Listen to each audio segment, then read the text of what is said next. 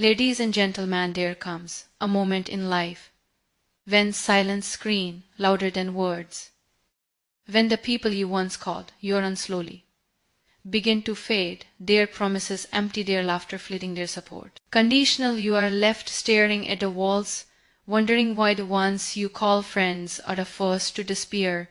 When the lights go out, it is then that you realize no one is your friend. Sounds harsh, doesn't it? Like a bit truth we avoid telling ourselves. We grow up believing in friendships like fairy tales, expecting people to stay to catch us, to walk with us through fire. But here there is reality. When your world starts crumbling, most people will either watch or walk away, and it is not because they are cruel, it is because they are human, and humans are not built to carry your burden for long. People support you when it benefits them. That is a hard pill to swallow, but once you do, everything changes. In the beginning you are surrounded by people who seem to care, who text back quickly, who like your photo, who laugh at your jokes, and you tell yourself, I am lucky I have true friend. But wait long enough, wait until you are no longer useful, until you are going through something ugly, until you are shine, and you will begin to see the truth. The people you thought were clapping for actually clapping for themselves, for how close they to you, for what they could gain from your light. The moment that light turns dumb, their hands go still, their attention fades, their warmth disappears. It is as if you never mattered, and that hurts. It stings deep, because you love them, your trust, your stories, your time. You defended them, you laugh with them, you believe they were different, but they were just there for the good. It is not the real one. Support, when it comes only during success, is not support, it's convenience. Real support does not wait for you to be perfect. It shows up when you are a mess, when you are silent, when you are angry and afraid. Real support does need to be before it appear, without being asked. And if you have to choose someone to care, then they never really care. In truth, most people walk into your life with their own needs, their own expectations, and that is not wrong. We all do. But you must understand that many friendships are built on silent transactions. You give this, I give that. The minute that balance shifts, the friendship starts to dissolve. You are no longer interesting. You are now a burden, and burdens are not fun to hang out with. Look closely. Who check on you when you go quiet? Who notices when your smile fades? Who stays when there is nothing to gain? That is your circle. It may be smaller than you thought, and is that will make you cry. It will make you question your worth. But please don't, because your worth is not measured by how many people stay. It is measured by how you rise when they leave. You are not made to be everyone's session. You are not a free therapist. You are not an emotional sponge. You are a soul that deserves peace, respect, and loyalty. If someone cannot give you that, let them go.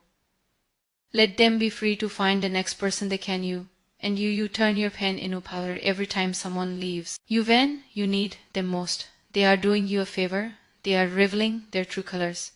Let them. Do not pay them gold. Do not explain their silence. Just observe and learn. Because in this world people support you when it benefits them, but you can learn to support yourself regardless. You can become the kind of person you always needed, and that is the start of becoming unbreakable. Your struggles are your own. No one truly understands. People might say they do, the might not a long send you a heart emoji, or even offer a few comforting words, but deep down they do not feel what you feel. They can, because your pen lives inside you, in your chest, in your breath, in your thoughts. When you try to sleep and when the world thinks you are doing fine, because you smile, work, or posted happy picture, they have no idea that something inside you feels heavy, almost unbearable. You try to explain some ties. You open up, you drop hints. You say, I am just tired, hoping someone will notice. It is not just tiredness. It is a sadness. It is pressure. It is loneliness. But they just nod and move on. You are left wondering if you're invisible or if your pen is too inconvenient for them to hold, and maybe it is people are too caught up in their own case, they do not have the space to in years. That is just how life works. You walk through your day carrying weight. Only you can fear smiling at people who have no idea. You got out of bed laughing at jokes when your chest feels hollow that tell you to stay positive, to stop overthinking, to just be happy, as if healing is a switch you forgot to flip. The mean will may, but meaning will does not equal understanding. You begin to realize that there is a difference between people who hear your words and people who feel your silence. When you are in pain, you look around for hand voice someone to just see. I get, but what you often find is silence or worse, judgment. You are too sensitive. They say you think too much, so you stop talking, you shrink, you ball it up, and that's where it gets dangerous, because now you are not just fighting your demons. You are doing it alone, alone in a room full of people, alone. Even when someone sings next to you, you start to learn that being strong is not about hiding the pain. It is about walking with it, about waking, often doing what you need to do even when your heart is tired. You realize waiting for someone to come save you as a game you will always lose. No one can fix you, no one can feel exactly. You feel you are the only one whole. You're a broken pieces, and try even with shaky hands to rebuild. This is not about bitterness, it is about true. It is about accepting that you will go through things in life that no one else will fully grasp. Not your best friend, not your sibling, not even your partner. They might love you, they might try, but they are not inside your mind. They do not carry your memories, your fears, your scar. That space is secret and lonely and yours. So you learn to wipe your own tears. You learn to become the friend you always needed. You start giving yourself the compassion others fail to show. So it is not easy enough, it is exhausting. But slowly, painfully, you start growing. And even though no one truly understands, you begin to understand yourself. That is the beginning of something. Clarity comes in isolation, not in noise, not in cares, not when you are surrounded by people giving you advice sounds wise but feels empty. Clarity arrives when everything else falls silent, when the people you learn disappear, when the distraction fade and you are left alone with your thoughts. It does not feel like a blessing at first. It feels like abandonment, like life has pulled the rug from under you. But that space, that uncomfortable quiet, becomes the mirror you never wanted but always need. In isolation, there is no one left perform for, no one to impress, no expectation to meet. You stop pretending, you stop editing yourself. You are no longer being shaped by the opinions around you, and for the first time you hear your own voice without the static, the voice that was always there but buried under noise. It is shaky at first, I am sure, but it gets stung each day, because now it is finally being heard. You start asking questions you avoided. What do I really want? Who am I? Without the applause, without the validation, without the relationships that made me feel it, but never truly seen. These questions cut deep, but they are honest, and honesty is what clarity is built on. You stop chasing what others told you to chase. You stop following paths that never right. You begin to trust your own instincts, your own rhythm, your own pace. There is something powerful about being alone and choosing to stay there. Not as an escape, but as a reset. It is in that space you realize how much energy you were spending trying to be understood, how many battles you fought to explain yourself, how many pieces of yourself you gave away just to feel accepted.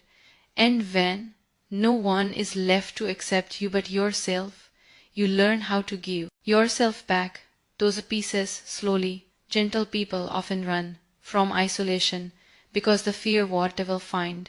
But what they do not realize is that what they find is not weakness. It is the raw version of themselves that the world made them hide. The version that is tired of pretending, the version that wants peace more than popularity, that craves truth more than attention, that would rather alone in clarity than be surrounded in confusion and clarity, does not scream it, whispers it arrives in small moments, in the way your chest feels when something, a line in the piece, comes when you finally stop trying to prove yourself in the disease to feel impossible, but now feel obvious it. Clear the fact, it removes the noise.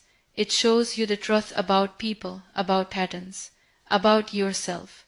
You begin to see who added value to your life, and who only took from it, who stood by you and who stood on you. You recognize habits that held you back. You noticed the excuse you have been telling yourself, and with that awareness comes freedom. You are no longer living on autopilots. You are making conscious choices from a place of strength, not fear, from knowing, not guessing. You do not need everyone to understand your process. Clarity is not something that needs to be explained. It needs to be on. You don't owe anyone your timeline, your reason, or your healing path. You to yourself to keep growing, even if it means walking alone for a while. Because in that aloneness, you find direction, you find alignment, you find a path that actually feels like your expectation is the seed of disappointment. You start with the smallest hope that someone will call, that someone will notice, that someone will do for you what you would do for them, and when they don't, when silence needs you are needed, doesn't just hurt, it breaks something inside you, because it was never about grand gestures. It was about the little things, a message, a gesture, a moment of care, and yet time and time again those expect crumble user thoughts, trying to understand why people don't meet you where you meet them. You go over interaction in your mind, wondering if you ask for too much, but the truth is you did ask, you just expected, and that's the trap. Expectation feel harmless until they aren't. They grow quietly. You don't even notice them forming until reality fails to meet them, and suddenly you're staring at a gap so wide it feels like the trail. You tell yourself they understand the show of they know I am struggling, but they don't, or maybe they do and still choose not to, and that stings, because you expected them to have the same heart as you two, think like you two, care like you, but not everyone does.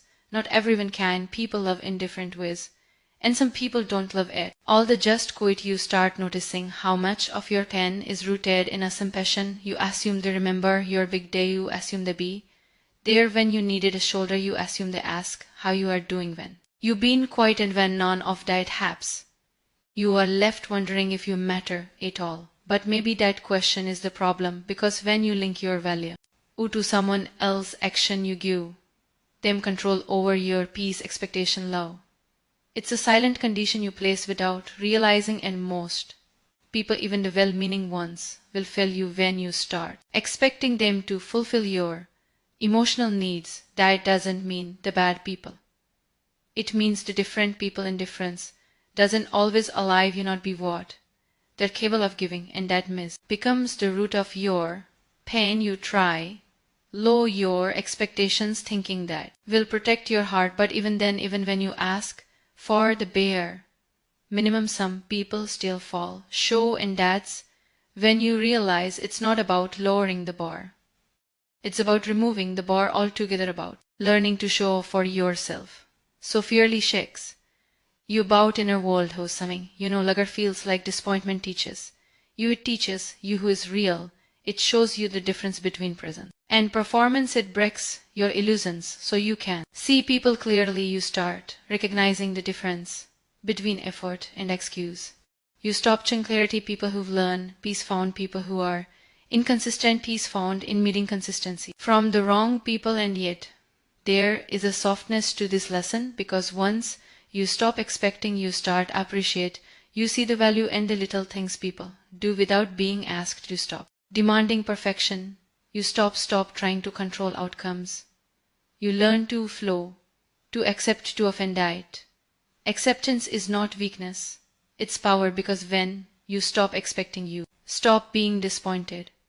And when you stop being disappointed, you begin to feel fake friends are worse than enemies, because enemies show you their colors from the start. There is no confusion, no gazing, you know where they stand, and end you learn to keep your distance. But fake friends, they smile at you, they hug you, they say all the right things, they pretend to care, and that is what makes them dangerous. They are in your trust with char, only to poison it with betrayal when you least expect it. The knife they carry is not in their hand.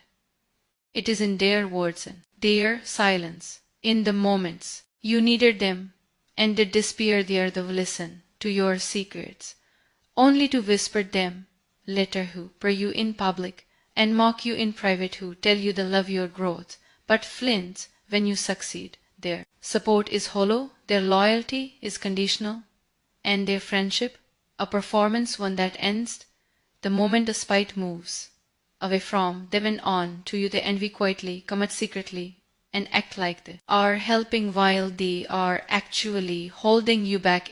First, you don't notice it because they are good at pretending. They show up when it's easy to celebrate you, when it cost them nothing. But the second you fall, the second you need depth instead of decoration, they vanish, or worse, they stay, but drain you. They take and take and take, but give nothing real in return. They're only around when you are convenient, when your energy is high, when your name carry weight. Once that changes, does their behavior. What makes fake friends worse than enemies is the confusion they create. They make you question your instinct. You think, maybe I am imagining things, maybe I am being too sensitive, because they are so good at pretending they just like you. With politeness they disc manipulation as kindness, and all the while your confidence, your clarity, it becomes exhausting to keep wondering where you stand. With enemies, at least you know what. With fake friends, you live in constant uncertainty. They will mimic your dreams, copy your words, and commit with you in silence. But if you call it out, they act in the tell you are overthinking. They use guilt, keep you cut. Why they make you feel like the villain for setting boundaries.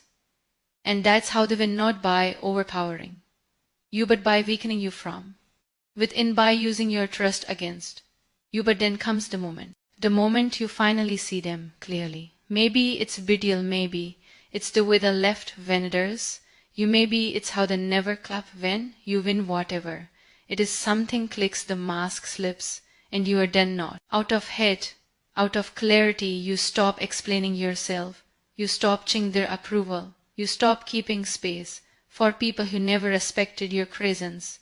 The worst part is not losing them. The worst part is realizing they were never truly with you in the first place. That all the memories you value were just convenience for them. But even that realization is a gift, because now you are free. Free to rebuild your circle with truth. Free to stop mistaking noise for loyalty. Free to protect your heart from charming lair. You don't need people who pretend to love you. You need people who love you loud, love you quiet, love you even when there is nothing to gain. You begin to understand that not everyone who sits at your table is your friend. Some are there to eat, some are there to end, some are just there to make sure you don't rise too high. But once you spot a fake friend, you never unsee them. You learn to walk away, to choose peace over performance, to trust action over words. And doing so, you finally make space for something, loneliness, self-respect. It begins when everyone steps back. You are left standing in a room with your all. You feel abandoned, misunderstood, maybe even betrayed. There is silence where there used to be laughter. Your folly lights of the world keeps moving, but you feel like you are standing still. And that feeling cuts deep. At first you try to fill the emptiness. You scroll, you call, you reach out, you want someone, and even it will remind you that you matter, but they are busy or uninterested or just gone. You lie awake some nights thinking about all the people you are there for, all the times you drop everything to help, to listen, to show off. And now when your heart is heavy, there is no one knocking on your door. That loneliness hits like a wave. It pulls you on, it makes you doubt your worth. But what you do not see it first is that this silence, This isolation is not a punishment. It is an invitation to finally see yourself, to finally value yourself, not through someone else's attention, but through your own eyes. When you have no one to lean on, you learn to stand taller, not because you want to, but because you have to. You stop chasing validation. You stop waiting for someone to tell you that you are in. You begin to build your own voice, one that is no longer shaped by other people's expectations or approval. You start setting boundaries, not out of anger but out of self-work, to choose peace over company, silence over drama, stillness over noise, and that shift change everything. You stop shrinking to fit in. You stop saying yes just to keep others around. You realize that not everyone deserves access to your time, your energy, your softness. Some people were only made to teach how not to be treated, and it is often in the quiet season of life that you finally learn how to listen, not to others, but to your own soul. You begin to enjoy your own presence, not in a lonely way, but in a sacred way. You read more, think more, reflect more. You learn what calms you, what dress you, what feels you. You stop forcing connection, feel one-sided. You begin to protect your space like your life depends on it, because in does your peace is no longer for sale. You become selective, not bitter, reserved, not cold. You learn that solitude does not mean something is missing. Sometimes it means you are finally full. The more time you spend with yourself, the more you start to love who you are becoming. And with that love comes respect, a respect that says, I won't tolerate being you. I won't allow myself to be someone's second option. I will not stay in places where I am merely convenient. That kind of self-respect doesn't scream. It simply walks away. It chooses better advocates. For better it creates better, and people notice the shift, the feel the distance. They say you have changed, but you have changed loving yourself into others. Two, you don't need the noise anymore. You don't crave the spot. You are not interested in superficial friendships or temporary comfort. You tested something deeper, the power that grows in silence, dignity that forms in loneliness, the strength that comes from being your own. The loud cheerleaders are often the first to leave in the beginning. The energy feels electric. They clap the hardest when you win. They hype you up in front of others. They post about you, tell people you are amazing, and say they are proud of you, and it feels real. It feels like you have finally found people who will stay through everything. But slowly, without warning, that volume starts to fade. The voice isn't as loud, their presence isn't as strong, their excitement adds in. One day they are just gone. You begin to question everything they ever really care. The cheering for you or for the image of you that serve-dative. You replay all memories, trying to find the exact moment it shifted. That first sign they were slipping away. Maybe it was when your success started threatening them. Maybe it was when you saw your vulnerability and it made them uncomfortable. Maybe it was simply that your struggle did fit into their version of friendship anymore. People love you when you are rising. It's exciting to be close to someone who is doing well. There is attention, there is positivity, there is light.